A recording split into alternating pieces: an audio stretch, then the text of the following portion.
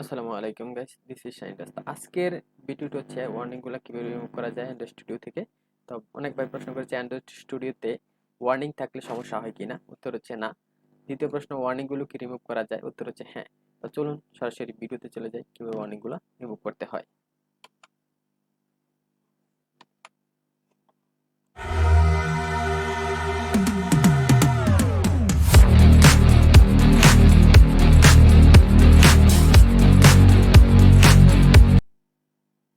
তো চলে আসলাম একটা প্রজেক্টে, নতুন একটা প্রজেক্টে। তো সেই ক্ষেত্রে নতুন প্রজেক্টে আমরা দেখবো যে একটা অ্যাক্টিভিটি ওপেন করতেছি, মেইন অ্যাক্টিভিটি।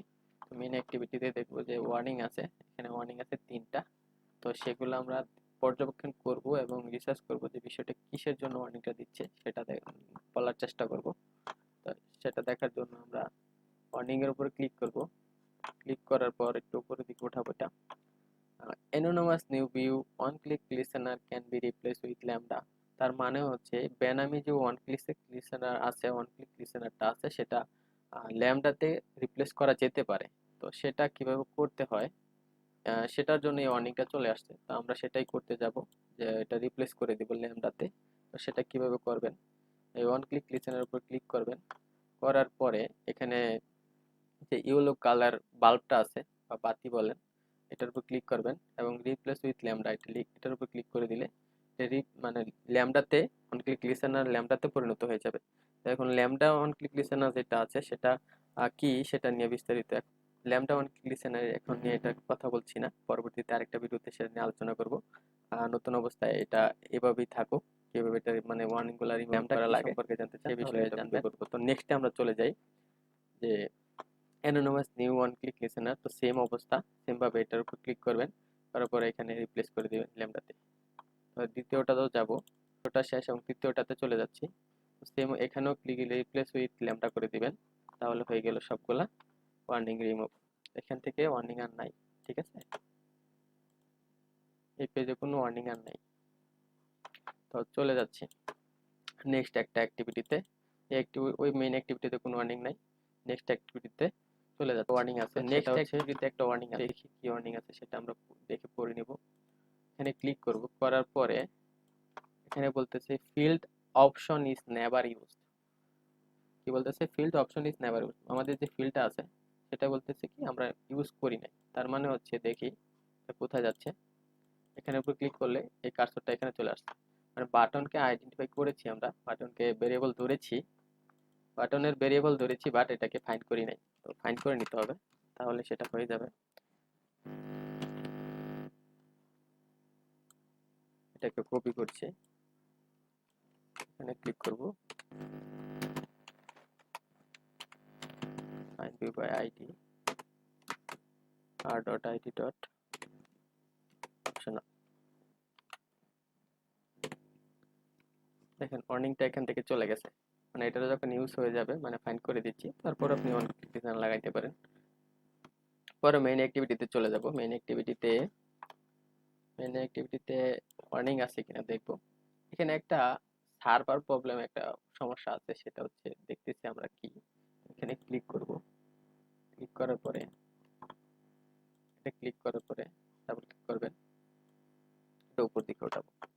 বলতেছে hard coded string dialog option is should be use string, মানে আমাদের যে বাটনের স্ট্রিংটা আছে সেটাকে বলতেছে আমাদের স্ট্রিং এ নিয়ে যেতে, মানে বাটনের যে টেক্সটটা আছে সেই টেক্সটটা আমাদের স্ট্রিং এ নেওয়ার জন্য বলতেছে। তো এটা আমরা কি করে নিতে পারি সহজে, ওটা ওইভাবে স্ট্রিং এ গিয়ে লিখেও দিতে পারেন, অথবা এখান থেকে ক্লিক করে এক্সট্রাক্ট স্ট্রিং রিসোর্স, এখানে ক্লিক করলে সেটা স্ট্রিং এ চলে যাবে,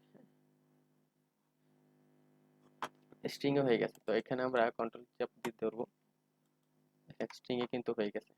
এখন যদি মেইন অ্যাক্টিভিটিতে আসি, একদম কিছুই নাই, কোনো প্রবলেম নেই বা কোনো ওয়ার্নিং নেই। তারপর দ্বিতীয় অ্যাক্টিভিটিতে আসি, এখানে যদি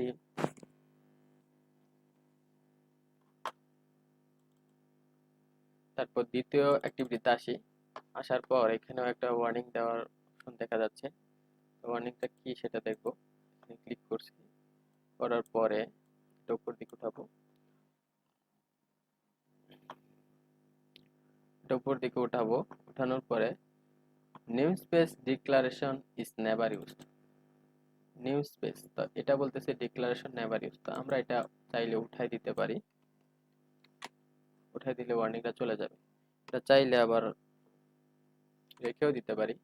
এটা রেখে দিয়ে এখানে রিমুভ আনইউজ ডিক্লারেশন রিমুভ করে দেওয়ার পরে, এখান থেকে রিমুভ করে দেওয়ার পরে আর এখানে কোনো ওয়ার্নিং নেই, তো প্রয়োজন নাই, সেই জন্য এটা রিমুভ করে দিলাম। তারপর আসি লেআউট, এখানে একটা ওয়ার্নিং আছে,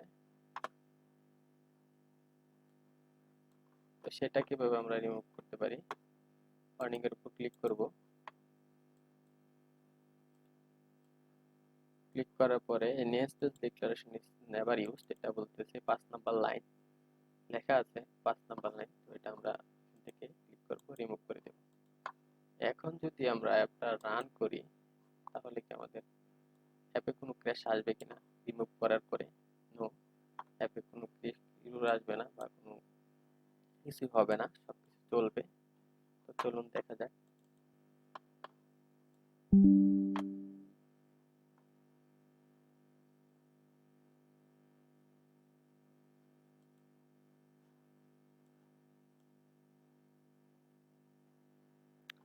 এখানে অ্যাপটা রান হয়ে গেছে।